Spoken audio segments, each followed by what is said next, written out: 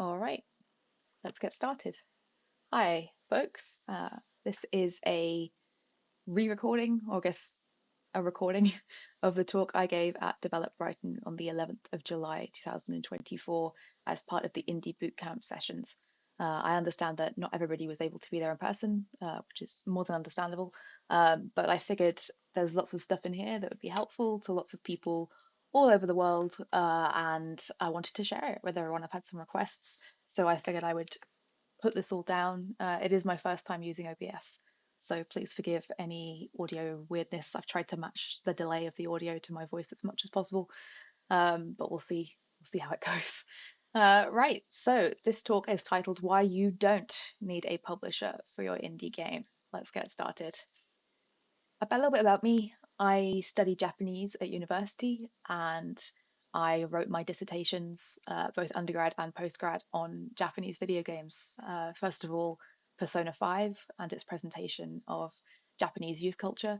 And for my postgrad, I wrote about The Legend of Zelda: Breath of the Wild, situating it in the Japanese literary canon as a piece of trauma literature. I'm always happy to talk about that, by the way. I think it's endlessly fascinating.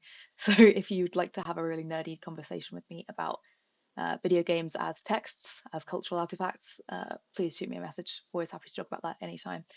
While I was still finishing my postgrad degree, I started working part-time at PCube Games as a digital sales and marketing manager. So I was looking after the back catalogue, helping the digital manager get everything where it needed to be on all the digital distributors and entering things for discounts and taking sales numbers, things like that. One day, the production team needed help with some proofreading from a Japanese into English translation, and I volunteered, and the rest, as they say, is history. I started as a production assistant, and within a short while, I was running the team. And then I made the jump to Firestoke, which is an indie publisher. I joined the leadership team. I was one of four running the day-to-day operations. I'm no longer with Firestoke, but I am working as a freelance producer and production manager while I look for my next role. Over the course of that time spent working with PCube and with Firestoke, I've released more than 40 games on PC and console, either as part of the production team or as part of the publishing team. And I've got some of my favorites lined up along the bottom there. You may or may not recognize them. This is indie after all. But my most recent release was Haunty, which is a game about ghosts. It's kind of like if Super Mario Odyssey was beautifully hand drawn and set in the afterlife. So I would encourage you to go and check that out if you haven't already. I'm going to cover the session takeaways now, and this is the part in my actual talk where I told people they could escape if they had walked into the wrong session. Obviously, if you're still here, you're in the right session, but feel free to close the tab at any point. Today, or any day, I'm going to be talking about publishing, which can be a pretty controversial topic depending on who you speak to. Some people think a publishing deal is the ultimate goal, and for some people, publishing is something to be avoided on principle. But I'm not here to evangelize about publishing. I'm not an evangelist for publishing. I want people to know what goes in to releasing a game, the amount of work, because I think it can surprise a lot of developers, and they've spent a long time working on developing their game, and that's obviously very hard, very detailed work. And then they think, oh, releasing is as simple as uploading and pressing a button, and it's not, unfortunately. So I'm going to talk about what those pitfalls are that the developers sometimes fall into, uh, and then if you need support, where to find it, how to choose the support that's right for you, and then some tips that I think are evergreen to help all developers make their games better and more scalable. And the caveat here is, of course, success is relative. I'm going to be talking a lot today about critical and some commercial success, and in this talk, that's going to be synonymous with the word success a lot. But I think it's really important to note that success is not, there's more to success than just critical and commercial success. Some people make money from their games, and that's fantastic, and that's great for them. But it certainly isn't the be all and end all. Making video games is an art form at the end of the day, and if making and iterating is enough for you, then that's fantastic, and that is a huge success, and you should keep going with that for as long as you can. But I know for some developers, especially early career developers, you're hoping to make a living from this, right? You're hoping this is going to be your day job, this is going to pay your bills. And if that's the case, if that's what you're looking for, then this talk is for you. And I'm going to be helping you figure out how to to get the most out of the resources you have, and yeah, hopefully see that success that you want. The first major pitfall is production and release management. I realize that's a little bit cut off there, but trust me, that says management. This is my area of expertise, and it's something that I thought it was fascinating when I actually gave this talk. I asked the audience to put up their hands. Who's released a game on itch?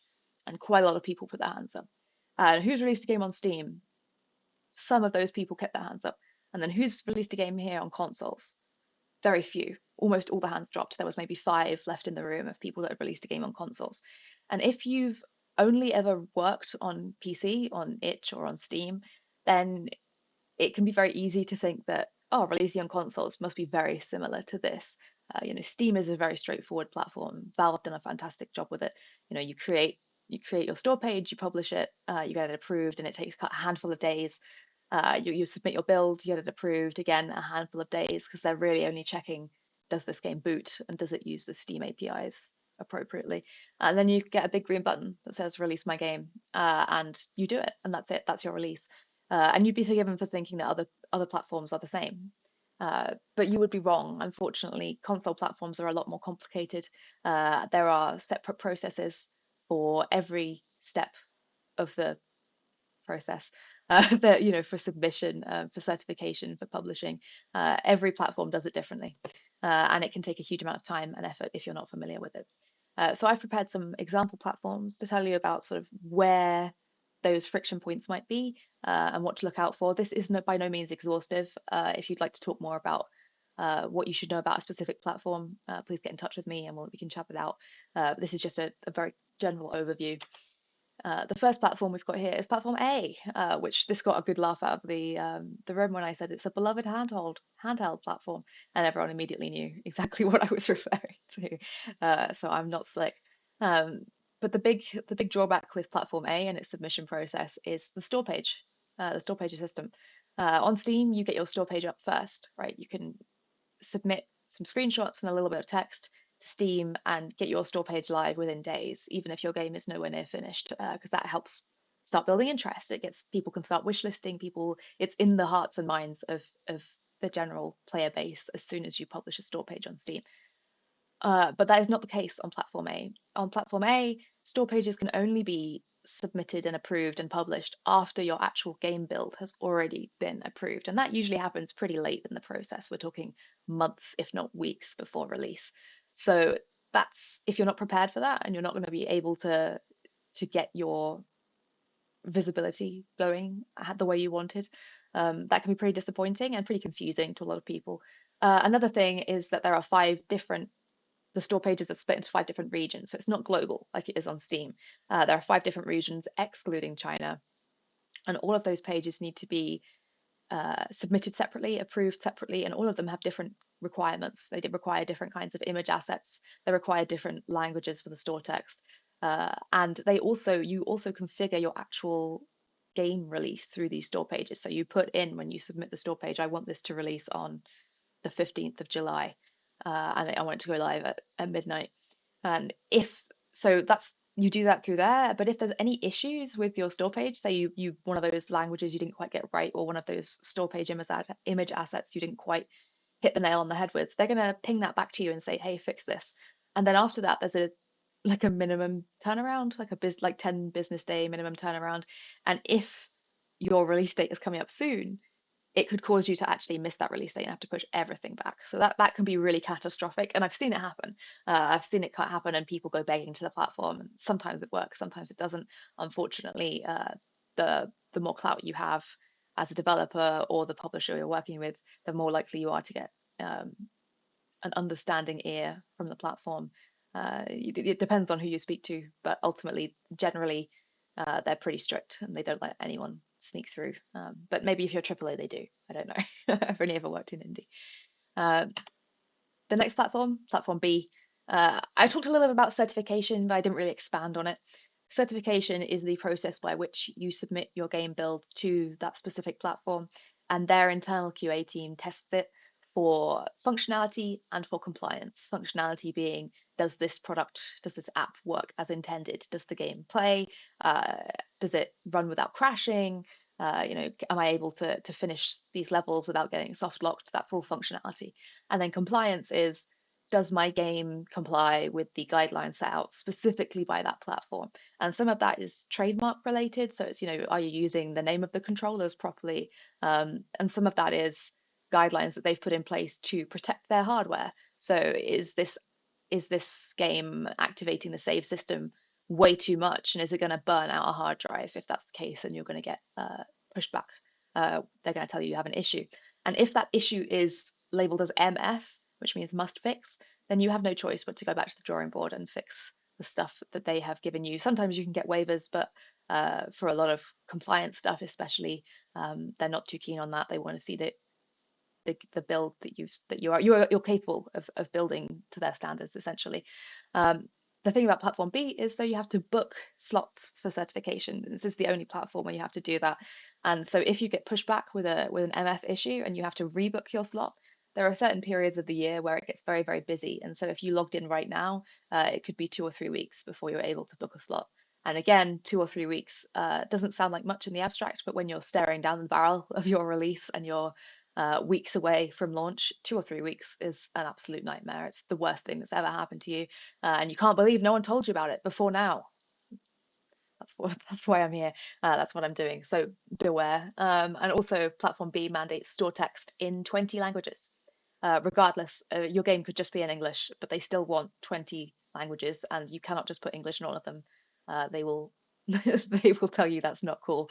And those languages include things like Arabic, Ukrainian, Finnish, languages that you really don't see mandated very often elsewhere in the games process. So that can be a huge hit to time and to budget. Getting 20 languages worth of localization for your store text is going to take a little while because maybe you don't even know where to find those people to do that job. And it's also going to cost you probably upwards of €2,000. That's a very conservative estimate. That's assuming that your store text is short and simple and that you manage to find people that are working to a very, very low rate. So keep that in mind. And then Platform C. The difficulty with Platform C isn't actually in any of the submission stuff, although that does have some quirks, as do they all. You can see the chili meters here. Stuff starts getting pretty complicated. The thing that catches a lot of people out on Platform C is the setup process. You submit, hi, I'm company, and I'm making a game, and I'd like to use your platform and get the SDKs and the GDKs and all your documentation so I can start building for your platform. And from the moment you submit that, it goes into a queue. And I have had developers wait 4 to 6 months for their submission to be approved, just so they can get access to the platform and the documentation. And again, time is money, and 4 to 6 months is an awful lot of either. So if you are not prepared for this, or you are not working with someone who already has an approved account with this platform, you could run into some trouble for sure. And this all sounds like a lot. It sounds like a major hassle. And it can be, it is. It's not innately difficult. I'm not a coder. I don't have a super technical background. I studied languages at uni. If I can do it, anyone can do it. I'm a firm believer in that. It's not a matter of ability, it's a matter of time and resources. If you're a solo developer at this stage during submission, it's the busiest time. It's the most stressful time of the entire development cycle. You're freaking out about absolutely everything. Everything feels like the end of the world. So to have someone that has the time and energy to put into these platforms, as well as the expertise to know how things work, what to expect, they'll have planned properly, they'll have put in enough contingency time for the worst. That can be the difference. That can make a huge difference to getting your game out the way you want it to come out. A lot of people think, yeah, this is no problem at all. I can totally do this. And you can, but it's going to be a lot of stress, and maybe a lot more stress than you had anticipated. So if you would prefer not to focus on that, you're going to need some support. So maybe ask yourself these questions about platform knowledge, commercial viability, bandwidth, and figure out if you need help on the production and submission side of things. Of course, if you're releasing PC only, that drastically reduces the amount of work that's needed, but there's still lots to do. So yeah, multiple platforms obviously makes this a lot more time and resource intensive, but it can be pretty nasty on just PC. So keep that in mind. Next up, visibility and presence. This is another area that I see a lot of developers underestimate and then make pretty nasty blunders with.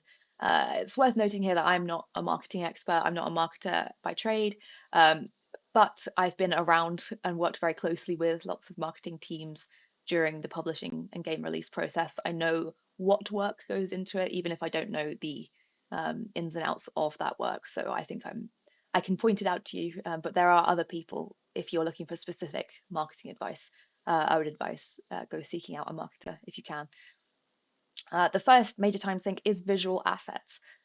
We talked already about store pages and how much of a pain they can be, but really not enough. Let me labor the point a little. Every single platform wants very different things. You're going to need key art that stands out because, as we know, platforms are more oversaturated with games than ever. So if you want your game to be noticed in the crowd, it's got to have key art that represents it well and also looks good. And you've got to have that key art in lots of formats. It needs to be vertical, it needs to be horizontal, it needs to have logos, it needs to have no logos, it needs to be PNG, it needs to be JPEG, it needs to have this color profile. You get the picture. You need a lot of visual assets to publish your store pages, and they need to be good. And it can take a lot of time, especially if you're making trailers. That's a whole other thing. I'll let someone else, someone an expert in trailers, tell you about that. But it's a nightmare. It can be a nightmare. Um, and then there's store text. We already touched on that. But no one's going to play your game if it could be the best game in the world. No one's going to play it if you make it sound terrible. So you need to have someone write your store text, and that can be you, but it may not. You may not like have the skills. I don't know, but it needs to be descriptive of the game, but also excite people. It needs to make people think, hey, I would sound so, I would enjoy this.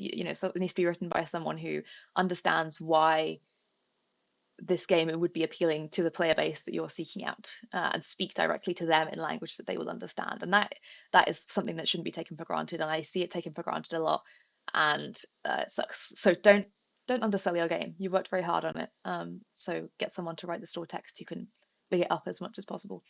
And then if you're looking for media coverage for your game, influencers, physical media, digital media, content creators, there's a huge amount of work that goes into that as well. You'll see these days teams, even like pretty small publishers, are hiring influencer outreach managers, strategists, because it takes a lot of preparation, a lot of work.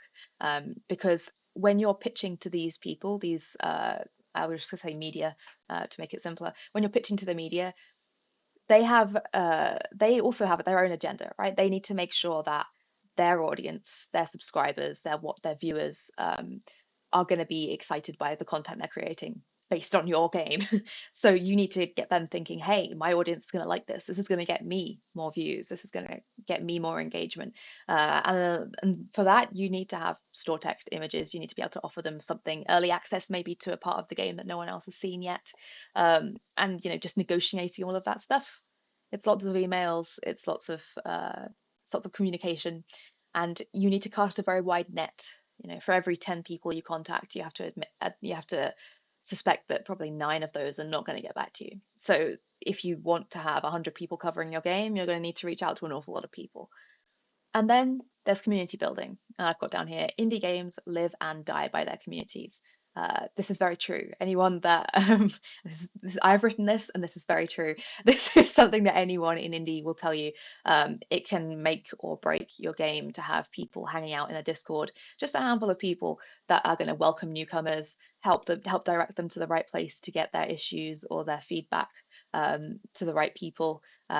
If someone rocks up in your Discord server and they want to report a bug and no one replies to them and no one gets back to them, they're going to leave feeling annoyed and kind of bummed out, and they might even go and like refund your game or like say something not very nice about you on Twitter or in their review on the platform. But if they rock up in your Discord and you say, "Hey, I'm so sorry about this issue you've encountered. We actually already knew about this, and the fix is it's been submitted to the platforms, and we hope to have it live by the end of the week."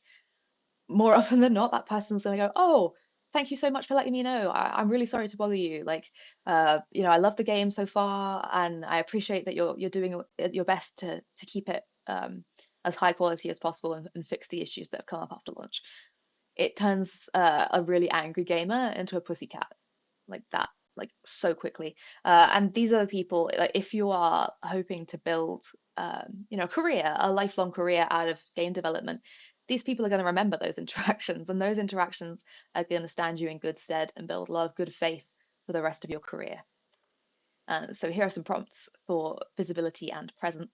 Uh, the most difficult thing about this, I think, is that it requires a very disparate set of skills. There's a lot of creative stuff in here. You have to be able to create image assets that are eye-catching. You have to be able to write in a way that captures people's attention, and then you have to have the energy and wherewithal to find and then contact just tens, hundreds of people and say, hey, this is my game over and over again. And yeah, it gets you down because you like not a lot of those people get back to you. That's just the fact of the matter.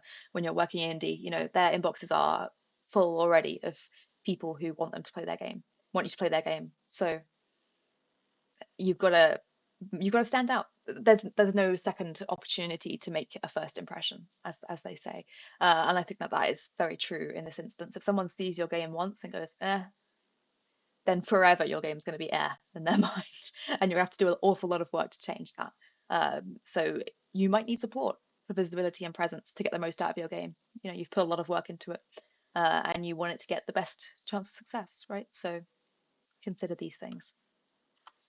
And then, last but not least, quality control. Um, Over the course of making a game, you're going to run into a lot of limitations, and whether that's limitations on your own personal skill, maybe you don't know how to do something properly yet, your engine, maybe the engine can't do this, maybe the platform that you're wanting to develop for couldn't handle it if you used, this kind of approach. Uh, but every time you concede to one of those changes and you make an ever so slight pivot from your original vision, you're changing your game. And if you do that lots and lots and lots over the course of a couple of years of development, then the game you come out with at the end of it could be very different to the game that you intended to make in the first place. And since you're working so closely and this is your baby and you're looking at it every single day, it can be hard to see the wood for the trees. It can be hard to get a good perspective on that. So how do you know if your game is progressing the way you wanted it to? Well, you need people to play it. And play it as much as possible. I could talk about this until the cows come home. Break out your laptop at events and have people smash away at it on a little plug-in Xbox controller.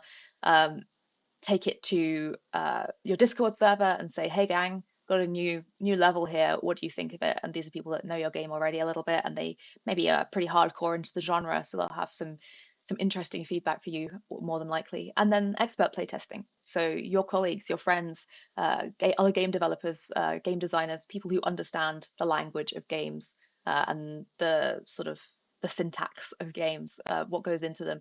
People who can say, hey, I'm finding there to be specific friction at this point because of X. Sometimes it's useful, sometimes it's not.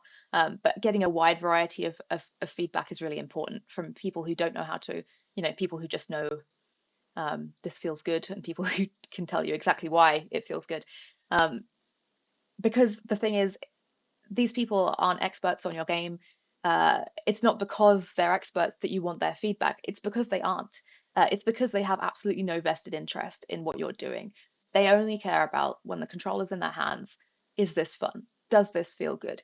And if you lose sight of that, and if you get caught up in very specific, very specific things, you can lose that feeling, the feeling of fun, the feeling of enjoyment, the feeling of being engrossed in the story, depending on what kind of game you're making. So getting that feedback as early as possible and as often as possible, I think, is so important. I think this is the only thing that really cannot be done in complete isolation. Um, yeah, like I say, it's not because these people know more about your game, right? It's because they know less. Um, and inevitably, this feedback, whether you like it or not, this feedback is going to come back to haunt you after release if you don't address it in the form of reviews or feedback in your Discord. People are going to come up and say, hey, I found this level really boring. And you'll be thinking, man, how didn't I see this before? It's because you weren't looking, right? It's not your fault. You were busy, but you weren't looking for the kind of feedback that matters. If you're looking for critical and commercial success in your video game, people need to enjoy it. People need to have a good time with it. People need to say, hey, I liked this and I think you when they're talking to their friends, I think you should play this game. And if you don't get this right, that's not going to happen. And that would be an awful shame, right?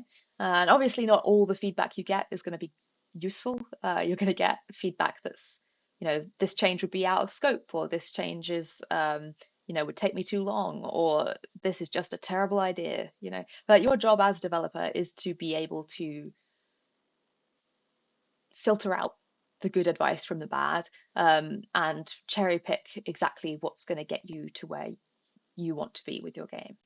So there are certain times at which you do need to take a little step back and try and get that high level perspective, because when you're like this close to it, when you're coding every single day, you just don't have the perspective you need.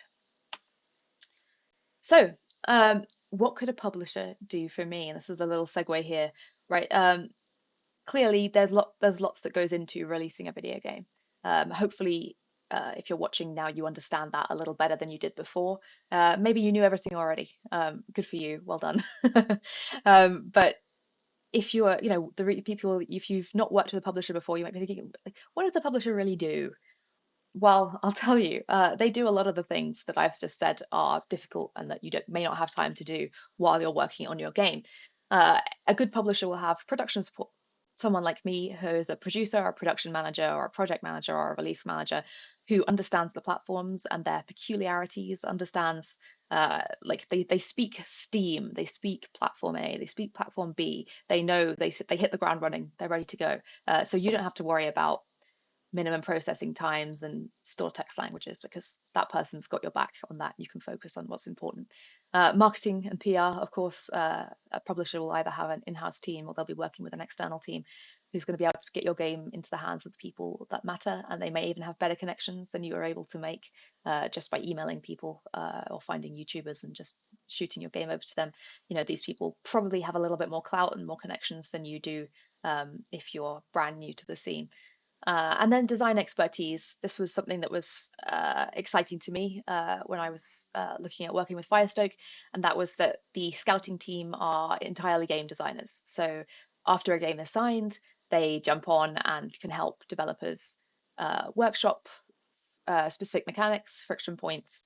You can say, hey, the driving isn't feeling good in this scene, and they'll sit down and play the game for a few hours and make detailed notes on why they think that might be. And obviously, targeted advice from an expert is really, really valuable. And again, you don't have to worry about, is my game, progressing properly, because hopefully the design expert, as part of the publisher, or the publisher in general, maybe that's just the producer even, when they're doing milestones, will be able to keep an eye on your general progress. And that's reassuring. It means you can focus on what you want to focus on, what you're good at. And yeah, first party relations as well. Most publishers already have established relationships with platforms, and if you're pitching for specific platform partner programs, or you're looking to get your game featured in a specific showcase or in a specific product lineup, most publishers will have connections that will be able to get you in the room for that conversation faster than if you were doing it alone. But that doesn't come for free, of course. That's not a secret, right? Everybody knows that working with a publisher involves you sharing a slice of the pie with them. And so, say you need £200,000 to finish making your game. You need to pay yourself, you need to pay your teammates, you need to pay some external audio folks and some artists, and you've budgeted 200K. So you need that to finish the game. And then you want to have the game ported and localized and QA tested. Let's say that's another 100K. That's production costs. And then another 100K on marketing spend, paying influencers or media firms, or, getting press kits made, and paying someone to do your key art. If you say your key art needs redrawing or reformatting, someone needs to cut a trailer, all of that comes under marketing spend. And so the publisher says, hey, we'll give you that £400,000, and our publishing services, access to our marketing team, our production team, our design team.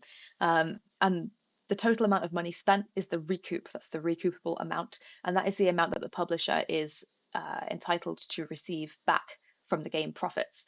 And in exchange for that, the developer offers distribution rights for a limited time, usually a couple of years at a time, after which the contract can be renegotiated. But there are some things to keep an eye on. A lot of publishing contracts, and every publisher does this differently. IP ownership. So who owns the IP to this game? Who owns the idea of video game one? And say you want to make video game two, but you didn't like your publisher, you want to go someplace else. Some publishing contracts have it written in that your publisher of game one has the right of refusal to your sequel. So you may actually not be able to pitch that IP to someone else without permission. So that's keep that in mind. And then merchandising rights. I've said don't get ahead of yourself, but sometimes you should get ahead of yourself a little bit. What if my game goes crazy? What if there's t-shirts? Wait, wrong side of the t-shirt. What if there's t-shirts? What if there's merch?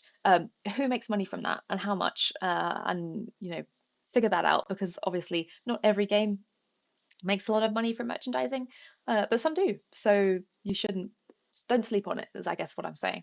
And that recoupable amount is split between the publisher and the once the game releases. Sorry, let me rephrase. Once the game releases, the game starts making money. The gross revenue that comes from the game is going to be split between the publisher and the developer in a certain ratio. Usually that's significantly higher. The publisher share is significantly higher than the developer share to begin with, because they've put up capital. They've offered up a big chunk of cash. They've taken that risk, so they want to get their money back as soon as possible. But then after that 400K has been recouped, once you're back to net zero, generally the developer share is a lot more generous. So it goes back to being that's where you really start making the share of the money that you deserve as the developer. It's your game, right? So keep that in mind. This is how it works. There are other reasons to work with publishers too, depending on the publisher you're looking at. If I was making a really deep,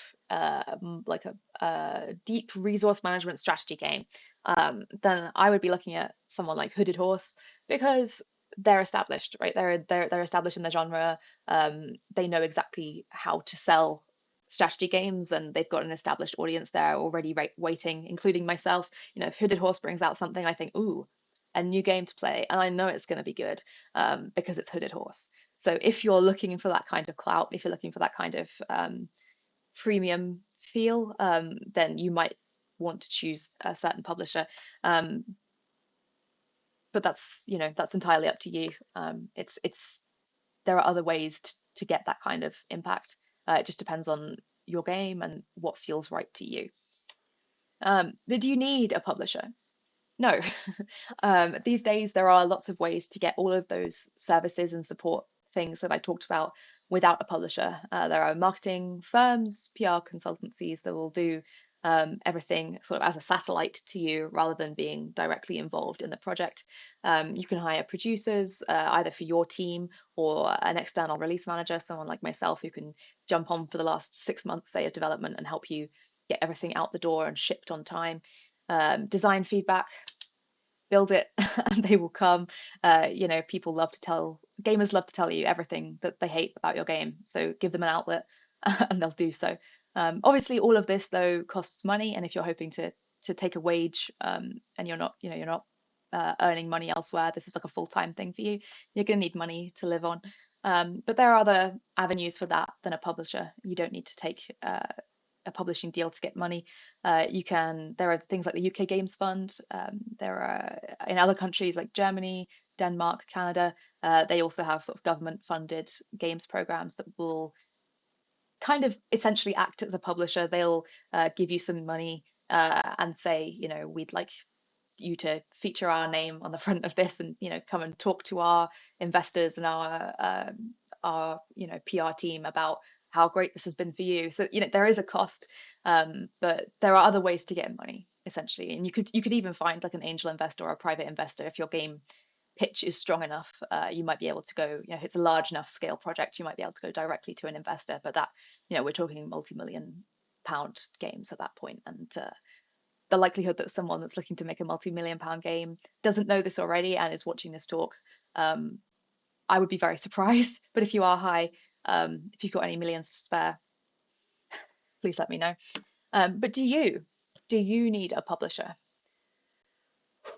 That's the question, isn't it? I can't answer it for you. unfortunately.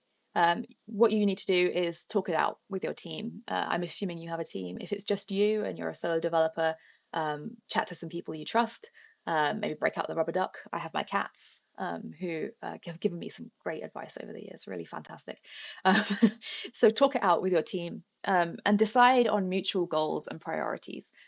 And there may have to be compromises, especially if you're working with multiple people. Uh, you may want to keep complete creative control of your game, and understandably so. But if you need money to be able to make the game, then there's going to have to be a compromise made somewhere, right? Someone wants a slice of the pie, and you're going to have to give it to them if you want that money. Um, the one thing I would say though is you need to be clear with everyone you work with on your values, and you need to have make abundantly clear at the outset that you want there to be mutual trust and understanding. Say you don't agree with the use of generative AI in video game development. Do all your partners know that? Are all your partners cool with that? Do the marketing team know not to do that? Um, because it's not a matter of if things go wrong in this process, it's a matter of when. There are going to be crises. Stuff is going to go wrong. And when that happens, you want to be absolutely sure that everybody involved in the project is pulling together in the same direction and that that direction is one that you yourself are happy with. Most of the publishing horror stories you hear are due to this not being done. So ask questions. Tell people XYZ. These things are really important to me, and I need to know that they're really important to you too before I work with you. And that's just good advice, I think, in general. I don't think that's restricted to games. I think ask questions. Don't be like, say you've got a really big publisher, and you're like, oh, I'm kind of starstruck. I shouldn't question them. No, no, not at all. Question the hell out of them. Grill them.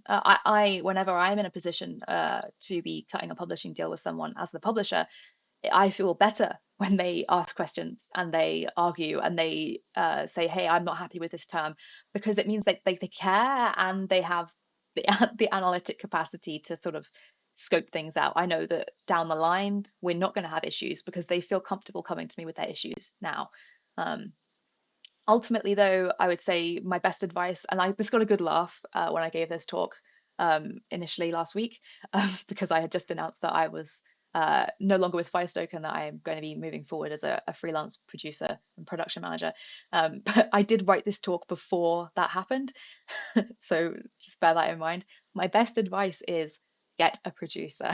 Which is very self-aggrandizing. But like I said, when you're working very closely on a project and you're like dialed in on the details all the time, it's going to stand you in really good stead to have someone who's zoomed out, who's looking at keeping the plates spinning, who's not looking at the minutiae. They're looking at the macro, and they're able to see, hey, next week we need to do this, otherwise the QA team is going to be blocked, or hey, we're running out of money here, we're overspending, or hey, I haven't heard from this person in a while, I wonder if they're still up for doing the thing we talked about. Having a producer that's just sort of on the periphery and keeping all of that moving while you're focusing on core development is really, really valuable. And they don't have to have experience as a producer. They don't have to be a professional producer. They just need to know that that's their job, and that they have the attention to detail and sort of creative problem solving skills that a person needs to be successful in that kind of position.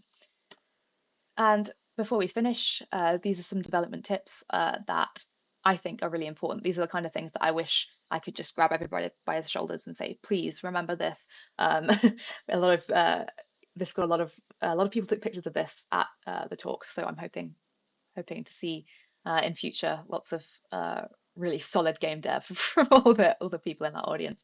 But number one, think big, start small, iterate and perfect your craft. I talked a little bit just now about like multi-million pound games, and there's of course space for those in the indie scene. There's space for those in the AAA scene. Games big and small, all are valid. But try not to bite off more than you can chew. Only a little bit more than you can chew, all right? Because everybody likes to be challenged. But if you're hoping to make a sustainable career out of game development and you take on too much at once, you're just going to be miserable. You're going to hate it. It's going to fail. And then you're going to think, I suck at this. I hate this. I don't want to do this anymore. And you're going to go work someplace else. And that's a shame. Don't, I hope, don't over Don't take too much on and then allow it to fester and go bad. Start small, iterate. If the success for this particular project is I got better with this engine, I got better with this tool, I refined this mechanic, that's huge, perfect, brilliant. Finish it up, wrap it up, move on to something else, and then take on something else. Don't put it all on yourself from the jump, because it's not going to end well. Number two, build for the big leagues. Make sure your tech doesn't hold you back. I'll put on my publisher hat for a second here. Um, when someone's doing due diligence at a publisher, a game's been pitched to them and they're thinking, hey, this looks cool. We'd like to publish this. And they're going to do some due diligence. And that means they're going to be checking all the facts and doing some deep dives into your code and your game to make sure that everything that you've said is true is in fact true. And that's just risk management. That's just good practice. So if you've said, hey, my core platform for this game, it's going to be Steam and it's going to be Switch, and you're like, oh, okay, great. And then I take a look at your setup, and your graphics renderer is fundamentally incompatible with the Nintendo Switch, and that graphics renderer is going to take like 6 months to replace. I'm not going to touch it because like that's it's unnecessary work, it's unnecessary risk. If you're saying that you're going to localize your game into 12 languages, are you able to export every single string in your game to an XLS sheet with a press of a button and then re-import it the same way? Are all of those strings going to be reflective of the in-game materials? Because if they're not, if I get into the game and there's a bunch of stuff that's not been translated, and then you tell me, oh yeah, sorry, that wasn't in the worksheet. Ah, that sucks. That's really terrible. It's gonna negatively impact the quality of the localization in your game, because you're gonna have to be sending bits of localization out in tiny chunks rather than as a comprehensive piece. So yeah, I won't go on and on about localization. I could speak for a whole another half an hour on that. But yeah, look at the tech you're using, look at your tech stack, look at the AP, like the plugins and stuff that you're using, and make sure that all of them are compatible with the scale of game you want to build. Number three, accessibility benefits everybody. In the last few years, we've come leaps and bounds towards making our games more inclusive, more accessible for disabled, neurodiverse folks. Still have a long way to go, though. That said, it still bothers me when I get pitched games as a publisher, or I play a demo of a game, and I go into the settings menu and there's just almost nothing, not even a volume slider. And even if you don't have specific accessibility needs, you have preferences. If you've ever changed your FOV, or you've like changed a font size, or you've turned down screen shake, or you've turned down the master volume, the music volume or something, you've benefited from accessible features in your video game. So when I see the lack of thought that, if someone presents me with a demo that clearly no moment of it has been spent on accessibility, it makes me wonder what else has been overlooked and what else has been missed. Because being inclusive and thoughtful in your game design is not only important from, to me, from a morals perspective. Is it the right thing to do? Yes, absolutely, it's the right thing to do, and everybody should be doing it. But commercially, is it also the right thing to do? Yes, of course. What could be the commercial issue with having more people be able to enjoy and feel included in your game and get invested in your game? You're By including accessibility features in your game from the outset, really making sure they're there from the beginning rather than 6 months before you release.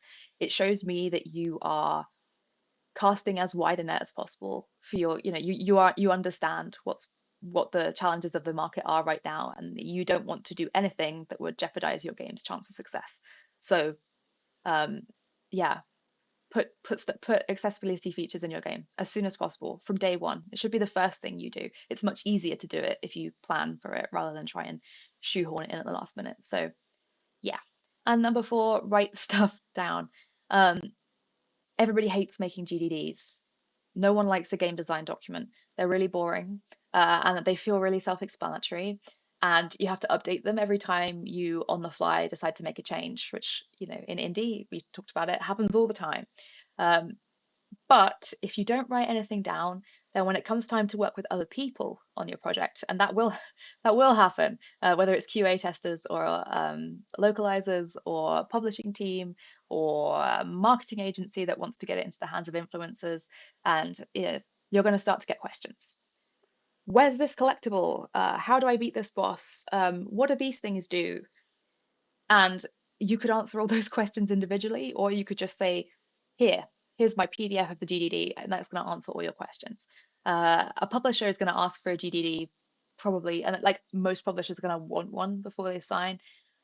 All funding opportunities require a GDD. I believe the UK Games Fund always asks for a specific specification. And if you have that document living and existing already, then you can just adapt it really quickly for whatever you need to use it for, and it's going to save you a lot of time and effort.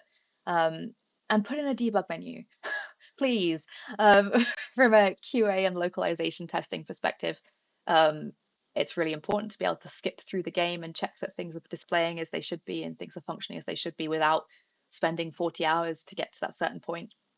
If you've got an achievement that only fires once the final boss has been defeated, does it make sense to pay your QA team to play the 80 hours of game and then the boss fight, or do you just want them to be able to crack open a menu and skip straight to the boss fight? I mean, it makes their lives easier, and it's also going to save you money. And money is time, time is money. Unfortunately, with where we are right now, um, it can make or break a game. So make your game as accessible and open as possible. Debug menu really helps with that. And so that was the talk, that was the presentation. And mercifully, there was no time limit for this, right? We got told, I originally prepared a 45-minute talk as I was asked to, and then they cut the slot down to half an hour. And so when I was on the stage at Develop, I kind of flew through this and I didn't elaborate as much as I did on points that as I have done today. So this is kind of like the director's cut, I guess, except there's no cut because I've just been speaking for 45 minutes solid. So if you have any questions or you'd like to know more about something I mentioned, or you'd like to chat to me potentially about working together, then you can reach out to me here. I'm Ocarina of Slime on Twitter. That's my LinkedIn, and that's my shiny new business email because I'm MJ and I do production.